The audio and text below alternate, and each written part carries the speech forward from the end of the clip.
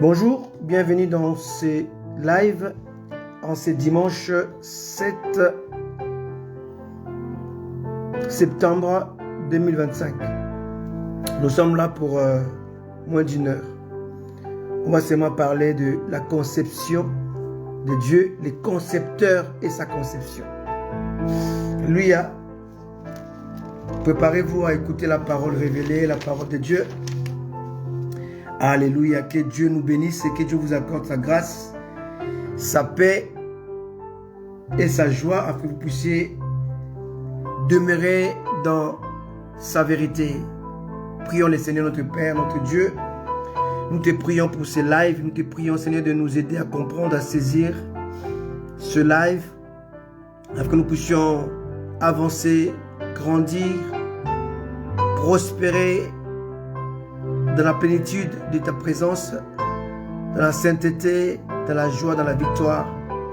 Oui, Père, nous te prions ainsi, au nom précieux de Jésus-Christ de Nazareth, notre Seigneur et Sauveur. Amen. Amen. Aujourd'hui, on va voir ce qu'on appelle les concepteurs et sa conception. Il est vrai que le live de dimanche dernier n'était pas fini. J'avais donné que l'introduction. Et Dieu voulant, nous allons poursuivre et parachever cela. Mais je dois obéir au Seigneur et parler de ce qu'il a mis dans mon cœur. Les concepteurs et sa conception.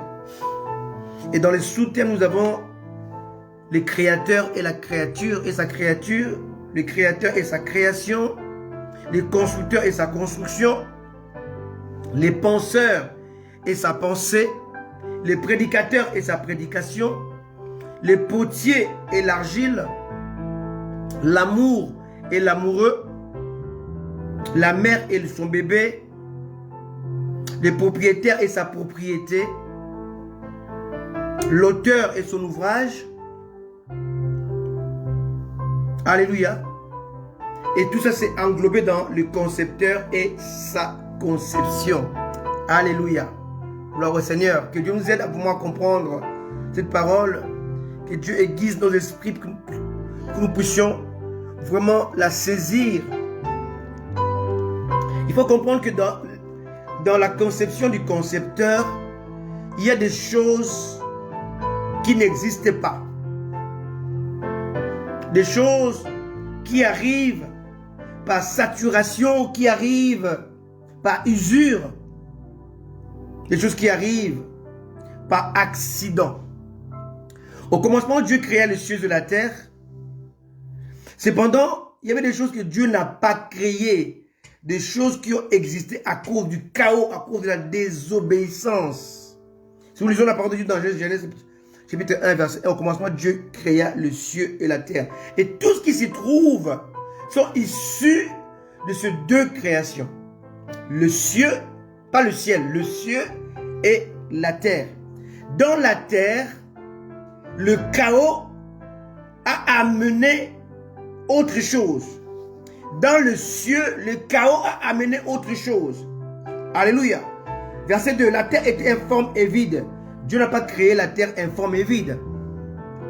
La terre informe et vide, c'est le chaos, c'est le tohu-bohu. Alléluia. Il y avait les ténèbres à la surface de l'abîme. Les ténèbres non plus ne fait pas partie de ce que Dieu avait prévu. Les ténèbres est issu du chaos. Et l'Esprit de Dieu se mouvait au-dessus des eaux polluées. Et Dieu dit que la lumière soit et la lumière fut. Ici, ce n'est pas l'ordre de création. C'est l'ordre de réparation. Dieu n'a pas créé la lumière. La lumière, c'est Dieu. Dieu a ordonné à la lumière de réapparaître parce que la lumière a été éteinte à cause du tohu-bohu du verset 2. Entre les versets 1 et le verset 2, il y avait le chaos, il y avait la rébellion luciférienne, il y avait la rébellion. Alléluia. Lucifer est devenu Satan. Alléluia. Il a été chassé du ciel. Vous me comprenez? Et cela a provoqué les tohu-bohu. Dieu vit que la lumière était bonne. Et Dieu sépara la lumière d'avec le ténèbre. Vous savez, un jour, il y avait un élève qui était surdoué dans une classe en Allemagne. Le professeur a dit quelque chose qui n'était pas vrai, juste. Il a dit que le froid peut causer des dégâts. Et cet élève-là qui était surdoué a dit le froid n'existait pas. C'était un professeur de physique. Il dit comment ça le froid n'existait pas. Il a dit le froid c'est l'absence de chaleur. De la chaleur. Alléluia. Et cet élève s'appelait Einstein. Alléluia. Il a aussi dit le ténèbre n'existe pas. Le ténèbre c'est l'absence de la lumière. Alléluia. Il y a des choses qui sont là, qui arrivent parce qu'il y a un dégât, parce qu'il y a un accident, parce qu'il y a l'absence de quelque chose, parce qu'il y a l'absence du véritable, de l'authenticité. Alléluia. Alléluia. Dieu appela la lumière jour, il appela les ténèbres nuit. Ainsi il y eut un soir et il y eut un matin. Ce fut le premier jour. Ici on voit que Dieu n'a pas créé la lumière. Dieu a ordonné à la lumière de s'allumer parce qu'elle était éteinte. Ici on est dans un paramètre qu'on appelle le concepteur et sa conception. Vous savez, un jour, une personne venait d'acheter une voiture. Vous savez que en Occident, tout véhicule neuf ou toute voiture neuve ne peut passer chez le mécanicien, chez les réparateurs, chez le concessionnaire que lorsque il a fait ses preuves. Et ses preuves, c'est minimum 3 à 4 ans. Et les concepteurs, dans sa conception, a prévu que pendant 3 à 4 ans, sauf accident, la voiture dans sa conception ne peut pas avoir d'usure, ne peut pas avoir de dégâts matériels, en dehors de l'accident bien entendu. Donc, il te garantit, en achetant son véhicule, les concepteurs te garantissent l'efficacité, la solidité de sa conception. Alléluia. Et cette personne-là avait acheté une voiture. Et au bout d'un an, le concessionnaire lui a écrit, dit il faut rapporter votre véhicule pour entretien. Et là, pour apporter le véhicule, juste pour entretien de routine, hein, pour voir ce qui s'est passé, comment a réagi le moteur, comment a réagi les pièces de la voiture. Et à sa grande surprise, on lui a envoyé la vidéo du véhicule, de comment on travaillait les véhicules, la vidéo du châssis, la vidéo du bas de la voiture, la vidéo du roue de la voiture, la vidéo de l'intérieur de la voiture, la vidéo de comment se comporte chaque pièce de la voiture. Et il n'y a pas un endroit, un seul endroit que le concepteur avait oublié. Et lorsqu'elle m'a montré, ou cette personne m'a montré cette vidéo, j'ai compris que le concepteur a le secret de sa conception. Le créateur a le secret de sa création. Le créateur a le secret de sa créature. Le constructeur a le secret de sa construction. Le penseur a la maîtrise de sa pensée. Alléluia. Le potier sait faire avec le même masse un outil, un objet, une œuvre vile ou une œuvre utile. Alléluia. La mère connaît son bébé parce que son bébé était en elle. Elle a grandi en elle. Il a grandi en elle, pardon. Le propriétaire connaît sa propriété. L'auteur connaît son ouvrage. Ici, on parle du concepteur, sa conception. Comment le concepteur maîtrise sa conception? De la même manière, le concepteur de l'homme, c'est Dieu. Dieu connaît sa conception que tu es, sa conception que je suis, sa conception que vous êtes, sa conception que nous sommes. Quelqu'un a dit, si quelqu'un cherche Dieu en dehors de Jésus, il a choisi un chemin qui sera une impasse. On ne peut pas chercher Dieu en excluant Jésus. On ne peut pas chercher la vérité en excluant Jésus. On ne peut pas être dans un chemin, suivre un chemin en excluant Jésus. On ne peut pas avoir la vie en excluant Jésus. Car Jésus est le chemin qui mène à la vérité. Et la vérité, lorsqu'elle est empruntée, elle produit la vie. La vie n'est que la conséquence d'un chemin qu'on a suivi. Alléluia. Alléluia. Il est le chemin, la vérité et la vie. La vie, c'est la finalité. C'est la conséquence du chemin qu'on a emprunté. De la vérité qu'on a suivie. Bouddha est venu dire, je connais le chemin de la tranquillité, le chemin de la paix, le chemin de la maîtrise de soi. Mohamed est venu dire, je connais le chemin que je vais vous montrer. Il y avait Confucius, ses penseurs. Il a dit aussi, je vais vous conduire vers le chemin. Mais Jésus a dit, je suis le chemin. Mais le chemin, il faut que tu l'empruntes. Tu vas découvrir la vérité. Et la vérité produit la vie. Je suis le chemin, la vérité et la vie. Et quelque part, il a dit encore, sans moi, vous ne pourrez rien faire. Tout ce que tu fais, tout ce que tu empruntes, tout ce que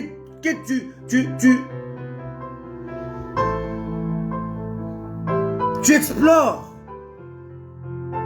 sans le chemin, tu vas vers l'impasse.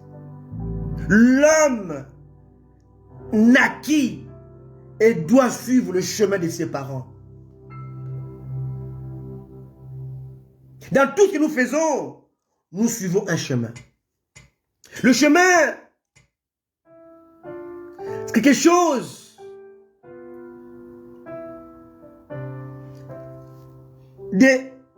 on ne peut pas y passer, d'inévitable. Que tu veuilles ou pas, dans ta vie, tu suis un chemin qui est tracé devant toi, que tu dois suivre. L'eau suit le chemin, la lumière suit le chemin. Dieu a dit à Job, connais-tu le chemin de la lumière? Alléluia.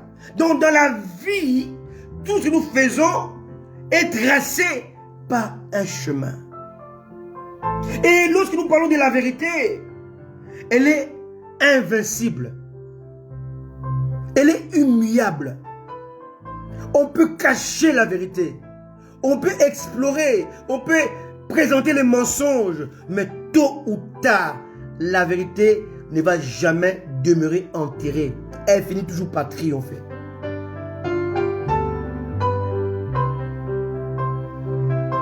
Alléluia. Alléluia. Aucun homme sur la terre ne veut mourir. Mais Jésus est la vie. Alléluia. Jésus est la vie. Et celui qui croit en moi ne mourra pas. Même s'il meurt.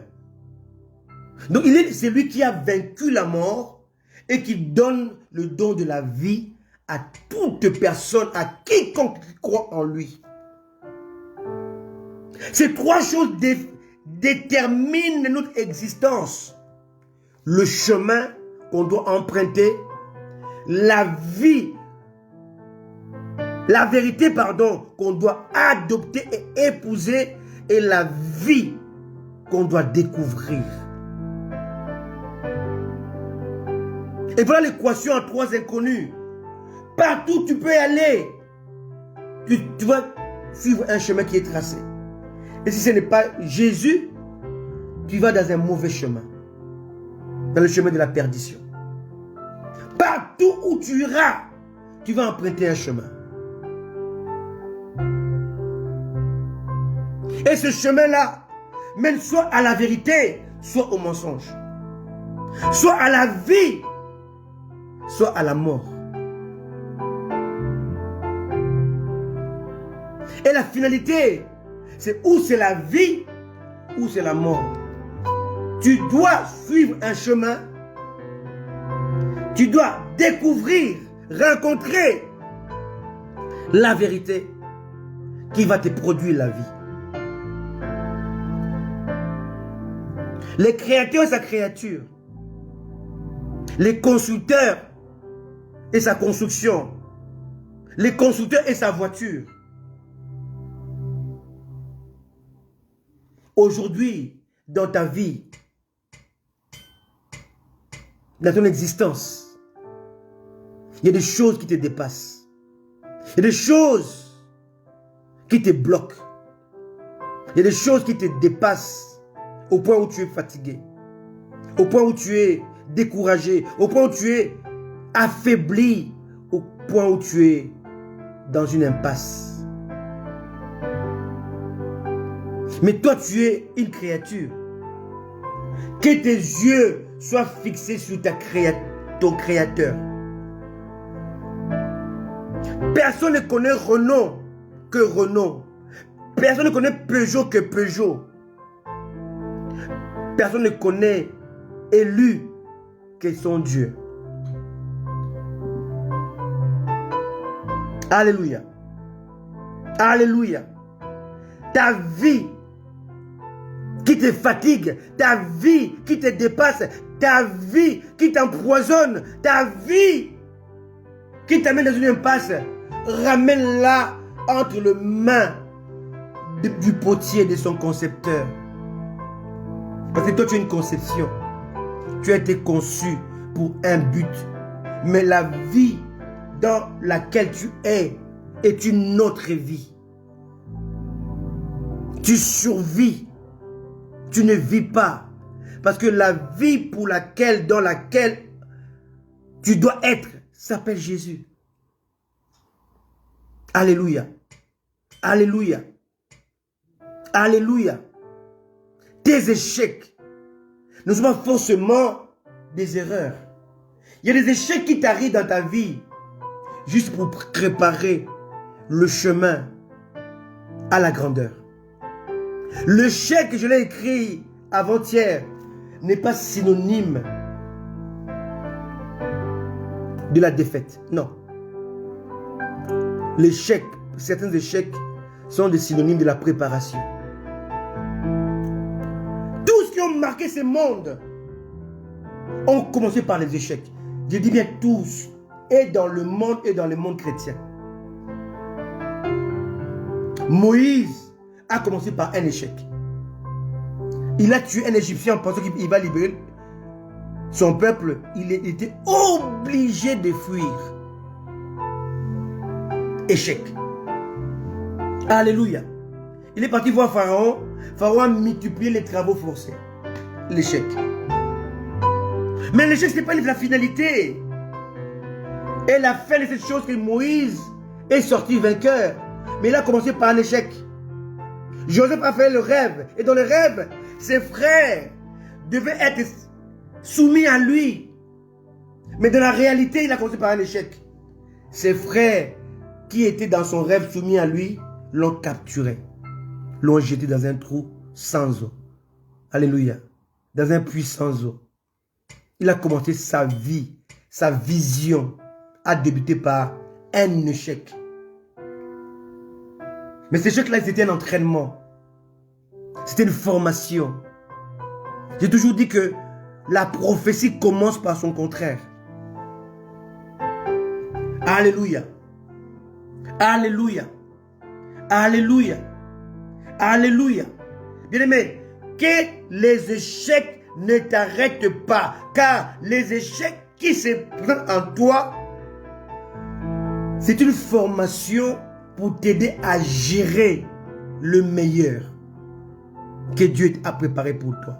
Samson a vu les lions, mais les lions transportaient la promesse. Alléluia. Alléluia. Alléluia. La promesse est faite des milliers d'années avant lui, à Moïse. Le pays où coule le lait et le miel. Dans le ventre du lion était caché le miel. Le miel de la promesse se trouve dans le ventre du lion du problème. Quelqu'un me comprend? Donc les échecs ne sont pas là pour te déstabiliser, mais pour te former. Ce n'est pas l'opposé de la victoire, mais c'est le chemin qui y amène. Alléluia. Pendant l'échec, pendant la contre-performance, pendant la tribulation, pendant le moment de pleurs, sache que quelque chose qui est caché là-bas, qui est caché à l'intérieur, il y a du miel de la promesse, qui est caché dans les problèmes qui se présentent à toi, quand le miel de la promesse était caché dans les vents de lion du problème. Dieu veut t'apprendre à combattre, à gagner, à vaincre, à triompher. Et on ne peut pas triompher sans combat. On ne peut pas vaincre sans combattre, sans adversaire. Alléluia. Dieu savait que Lucifer allait devenir Satan. Il le savait. Il est omniscient. Mais pourquoi il a laissé devenir Satan?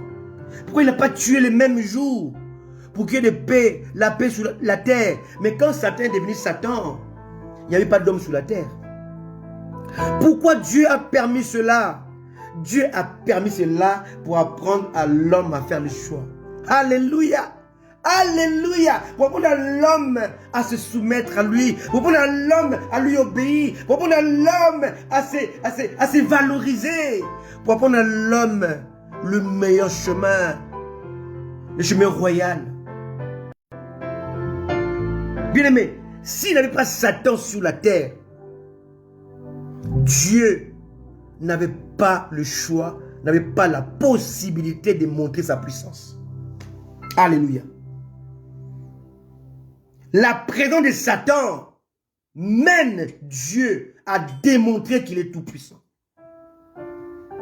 Je dis bien Lucifer, l'ange aimé, astre brillant,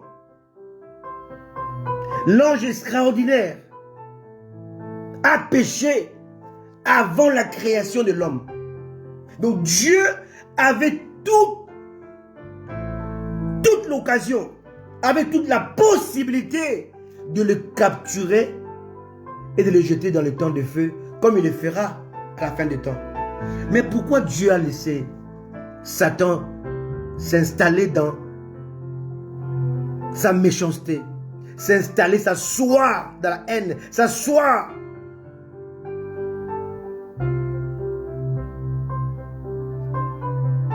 dans sa jalousie? Parce que Dieu savait que dans le ministère de Satan, dans ses pensées, dans son machiavélisme, dans sa haine, il va aider les créatures de Dieu à plaire à Dieu, à se soumettre à Dieu, à obéir à Dieu, à suivre Dieu. Parce qu'en réalité, le chemin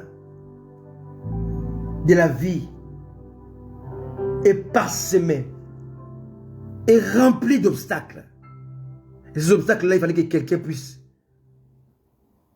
être l'auteur. Et c'était Satan. Alléluia. Alléluia, mes amis. Alléluia. Jusqu'au commencement de ces messages, au balbutiement de ces messages, le Créateur et sa créature, le Créateur et sa création, le constructeur et sa construction, le penseur et sa pensée, le prédicateur et sa prédication, le potier et l'argile, la mère et le bébé, la poule et l'œuf, L'auteur de son ouvrage. Tout auteur, dans son ouvrage, il connaît la fin, avant le début. Alléluia. Avant d'écrire un livre, je connais les contenus des livres. Avant de l'écrire, avant de créer l'homme, je connaissais la fin de l'homme. Je connaissais le chemin que l'homme allait emprunter. Je connaissais la vérité que l'homme allait découvrir. Et je connaissais la vie que l'homme allait recevoir. Voilà pourquoi les rédempteurs s'est manifesté à la fin des temps. Parce qu'il fallait donner le temps au temps. Donner le temps à la loi. Il fallait donner le temps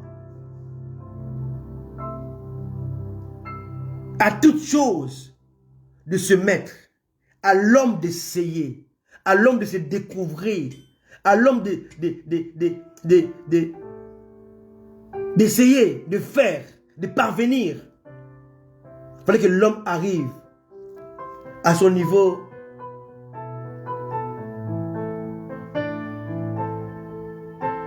d'obstacle, à son niveau de l'impasse.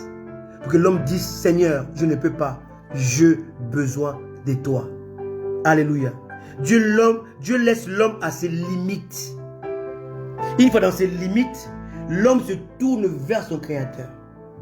Et Dieu apporte la solution pour que Dieu soit Dieu en toutes choses. Dieu ne fait pas d'erreur. Il ne commet pas d'erreur. Il n'échoue jamais. Parce qu'il connaît la fin avant le commencement de la chose. Ta vie est une conception de Dieu. Parce que tu es la créature de Dieu. Tu es la conception de Dieu. Il est le concepteur.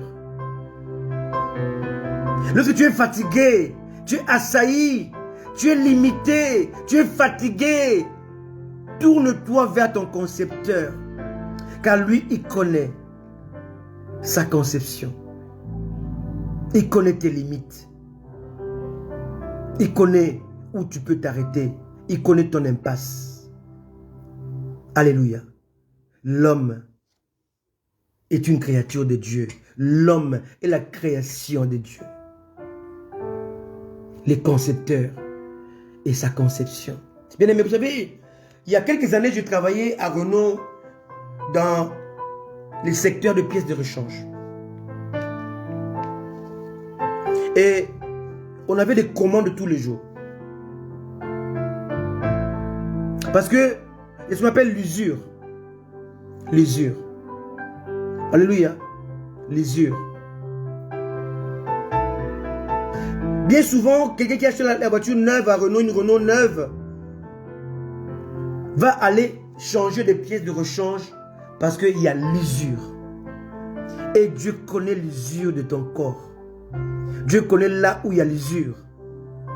Et Dieu est le concepteur de toi, sa conception.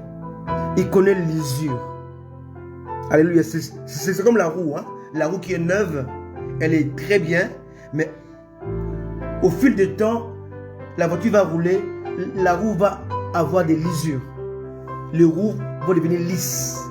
Et ça demande d'être changé, remplacé. Dieu a créé l'homme, mais Dieu a créé aussi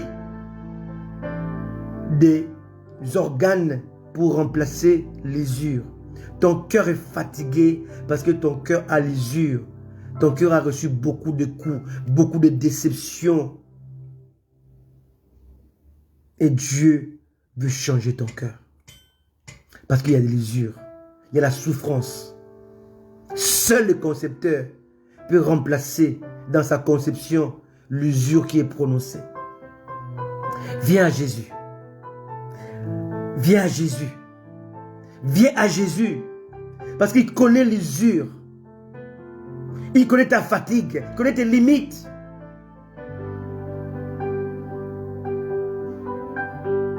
Tu es la conception de Dieu. Tu es la créature de Dieu.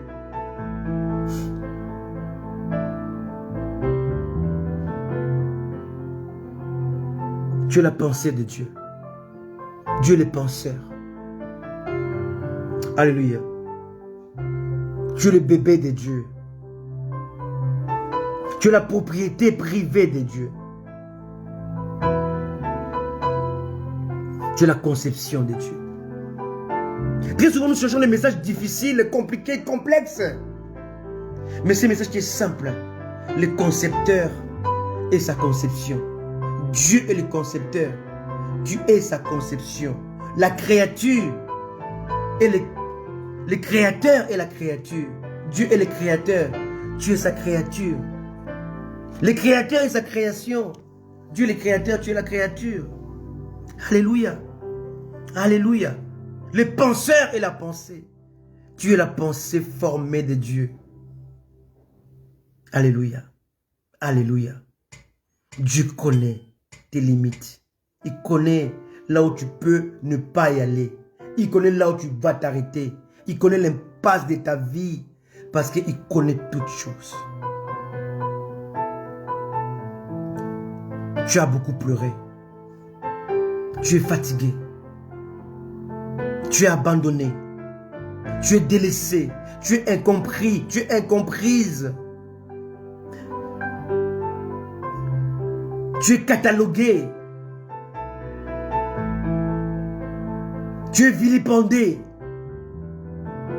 Tu es fatigué de toutes ces choses inhumaines, insupportables qui t'arrivent. Mais je te dis que tu es une conception. Et tu es un concepteur. Tu es une créature et tu as un créateur.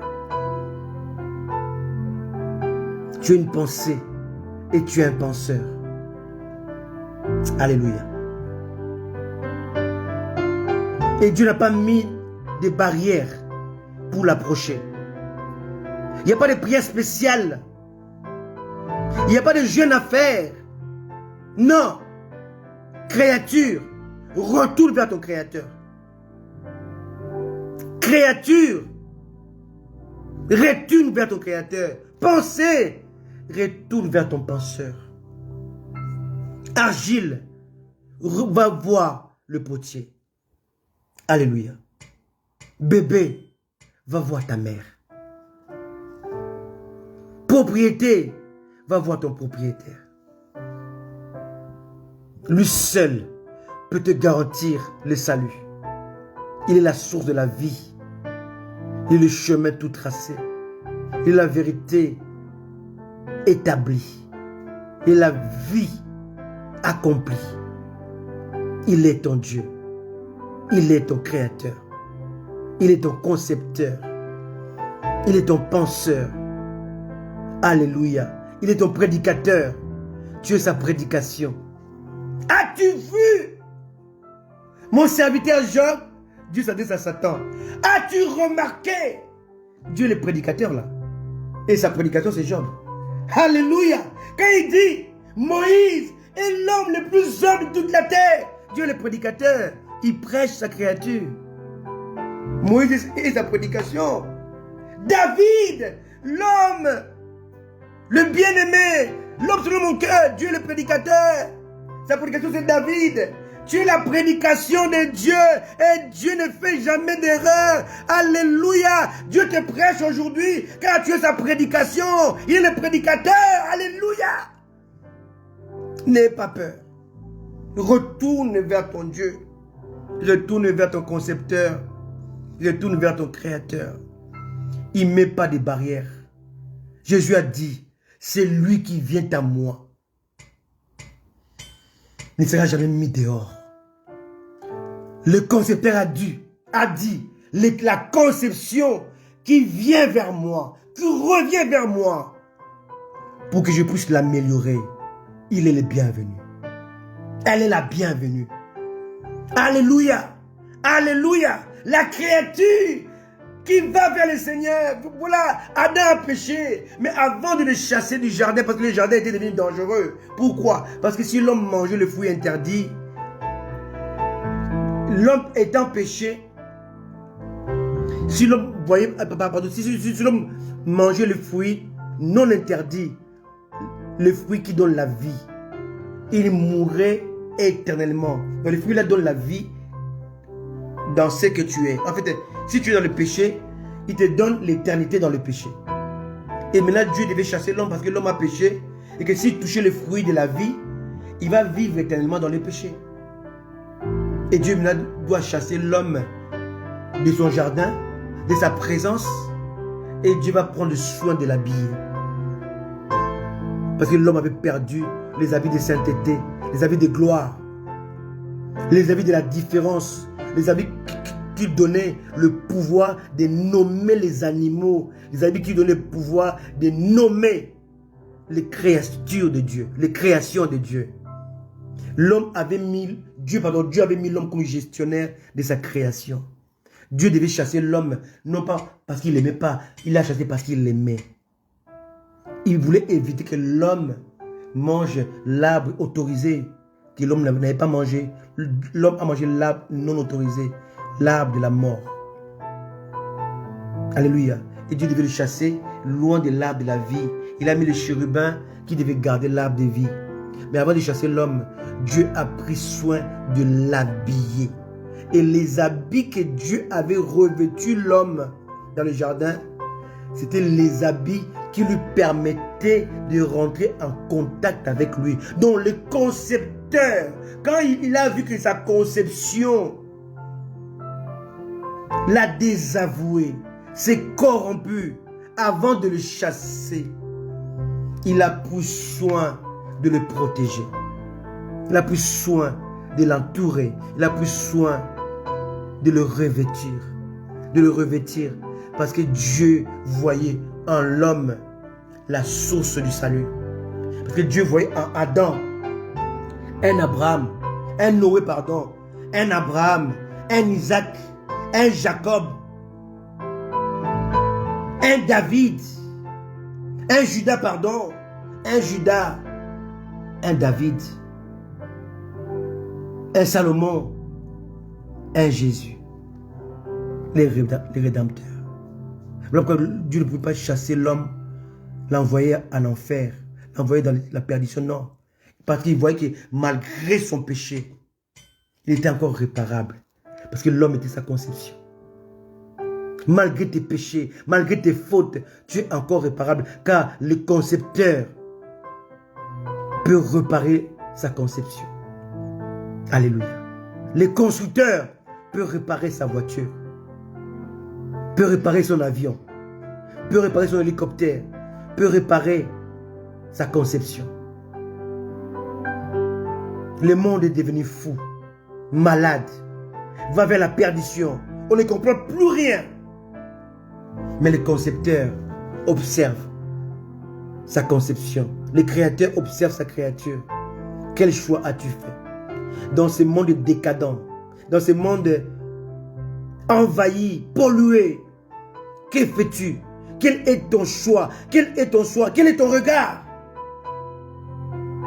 Retourne vers la source. Regarde vers la source. Créature de Dieu. Retourne vers le Créateur. Création de Dieu. Retourne vers ta création. Pensée de Dieu. Prédication de Dieu. Retourne vers ton prédicateur. Pensée de Dieu. Retourne vers ton penseur.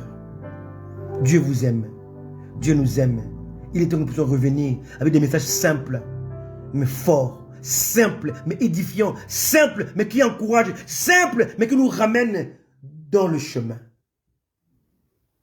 Ce chemin conduit à la vérité. Et la vérité produit la vie.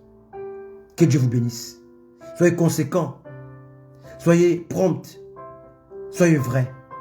Jésus revient vraiment bientôt.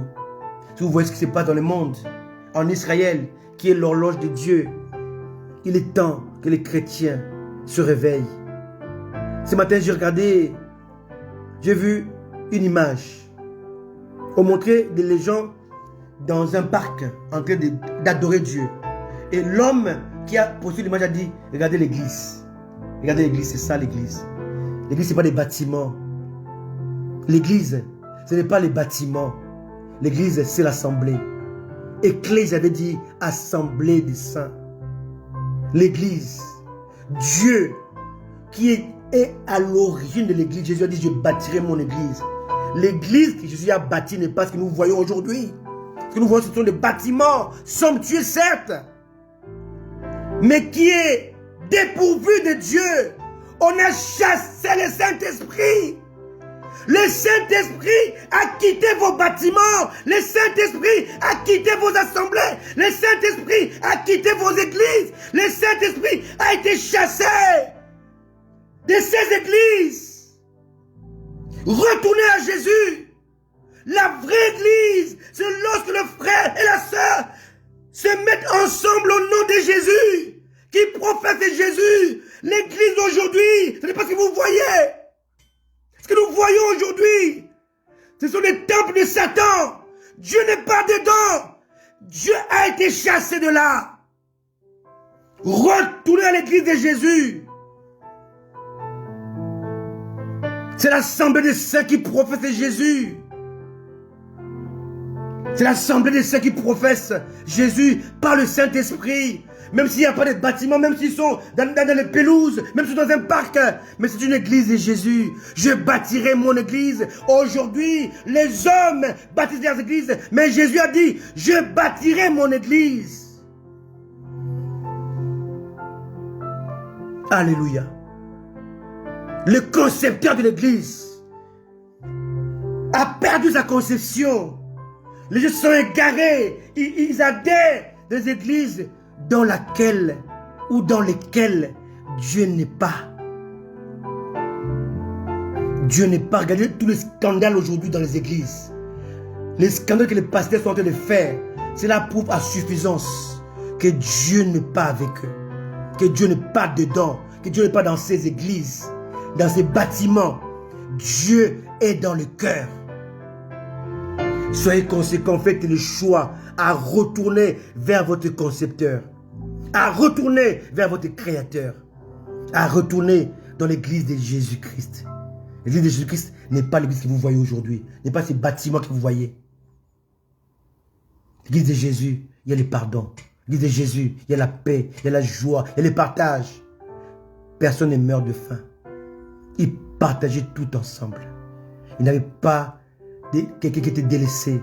Mais aujourd'hui, le pasteur prospère. Les chrétiens sont des mendiants. Le pasteur prospère. Les chrétiens sont des mendiants abandonnés à eux-mêmes. Ça n'est pas le modèle d'église que Jésus-Christ a bâti. Soyez bénis, soyez conséquents. Jésus revient chercher l'église. Pas ce que vous voyez. Pas ce que vous pensez. Mais l'église soudée par le Saint-Esprit, par l'amour, par la joie, par le partage, par la paix, par le pardon. Soyez bénis. Moi et Élu, nous serons toujours là pour vous apporter l'ainsi dit le Seigneur. Si Jésus ne revient pas aujourd'hui, on sera encore là demain. S'il ne revient pas demain, on sera encore là après-demain. Mais s'il revient entre-temps, avant dimanche prochain, il revient avant, notre rendez-vous est donné dans les airs. Alléluia. Partagez-moi ces messages et dites à tous ceux qui vont vous écouter. Les concepteurs vous appellent. Les créateurs vous réclament. Les penseurs vous appellent. Les prédicateurs vous prêchent. As-tu vu Job? Prédication. As-tu vu Moïse? Prédication. As-tu vu David? Prédication. Tu es la prédication du prédicateur Jésus. Soyez bénis. À très bientôt. Ciao, bye bye.